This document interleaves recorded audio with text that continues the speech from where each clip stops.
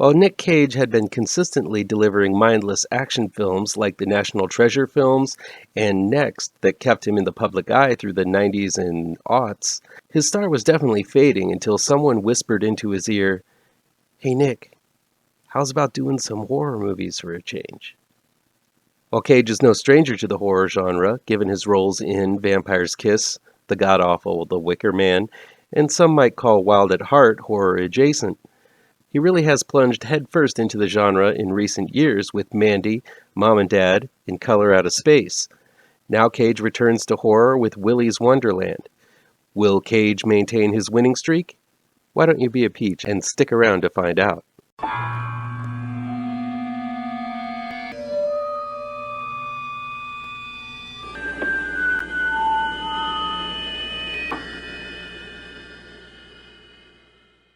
Welcome back to ML Miller Frights, a part of the Kings of Horror Network. I'm ML Miller.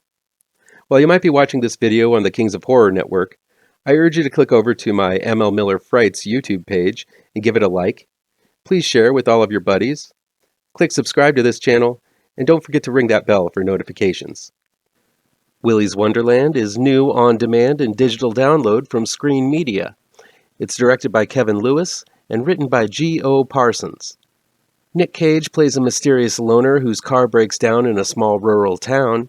Without a means to pay for the services, he is asked to spend the night working off the debt in a closed-down children's pizza place called Willy's Wonderland. The loner is locked in for one night to clean the place up, not knowing that the animatronic band are possessed by the tortured souls of a group of serial killers. A local gal named Liv, played by Emily Tosta, and her friends know about the restaurant's horrible secret and plan to break Cage out and burn Willy's Wonderland to the ground. Unbeknownst to them, Cage is a two-fisted brawler pumped up on energy drinks and ready to go toe-to-fuzzy toe against these animatronic monstrosities to get the job done and get his car back. Cage delivered some strong character work in what some might call elevated horror with Mandy and Color Out of Space. Willy's Wonderland is not elevated horror at all, and that's okay. The film delivers something that horror has been lacking recently, and that's a whole lot of fun. Not 1 second of Willy's Wonderland is supposed to be taken seriously. The film knows it's over the top, overly macho, batshit nuts, with an abundance of violence and gore, and it makes no apologies about it. From beginning to end, I was hootin' and hollerin' at the destruction unleashed when Cage battles it out with these monsters. It's simple, unadulterated fun, and there's nothing wrong with that. Lately, it seems so much horror takes itself way too seriously, and this film is the antidote to that type of horror pretension. Cage is perfect in this role, and I don't know anyone else who might have been able to pull it off the way he does here. He never utters one line in this film, not one single line. There aren't too many actors out there who can carry a movie on silent charisma alone, but Cage does it. He doesn't even have a name. He really doesn't need one. I love the way Cage doesn't even blink when the first animatronic monster attacks. He takes care of these creatures as if he were mopping the floor or plunging a toilet. Cage is just doing his job, and he does that job well. If you're wondering why Cage is a star, just watch this movie and see how he carries this film on simple scowls, quirky moves, and some hilariously repetitive scenes of straight-faced comedy shenanigans. Cage is the reason why you need to see this film. He still kicks all kinds of ass, utilizing the janitorial equipment that he has at his disposal. These monsters don't really have a chance. While the animatronics don't necessarily have blood, the film utilizes all kinds of gory stuff by having them filled with oily grease that is spattered everywhere. Do we think it would have been better had the monsters been filled with guts and blood? Maybe. But with the black fluid, Cage is able to paint the walls with the innards of Willy and his minions, and I don't know if they would have gotten away with it had they used the red stuff. The violence is fast and nicely edited. The fight choreography is choppy at times, but it only adds to the frantic pace of it all. Incorporated between these face-offs with robot monster serial killers, Cage takes mandatory breaks to add more quirk and laughs to an already silly, yet exciting experience. Is Willy's Wonderland a perfect film? Not at all. I think a lot of the characters other than Cage's charismatic lead performance are underwritten and serve only to up the body count.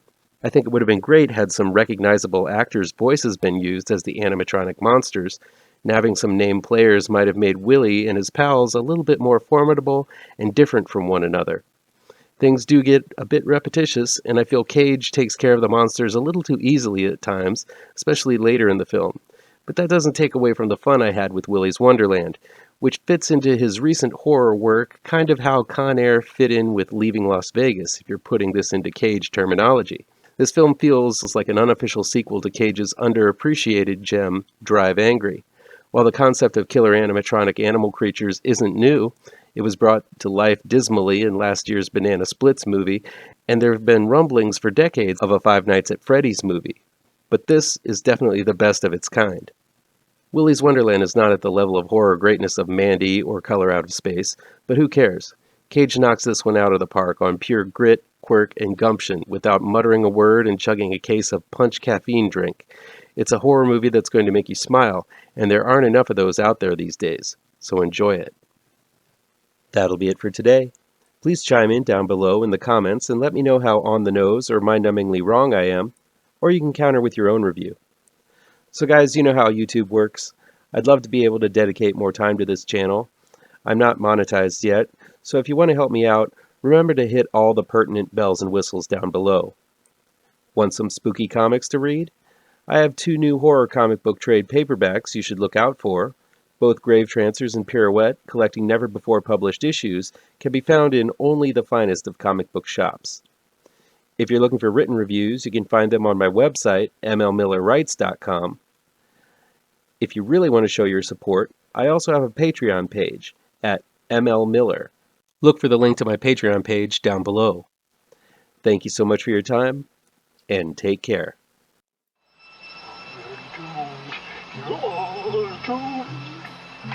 You're doomed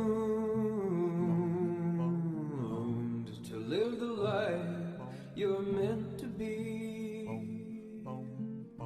stuck inside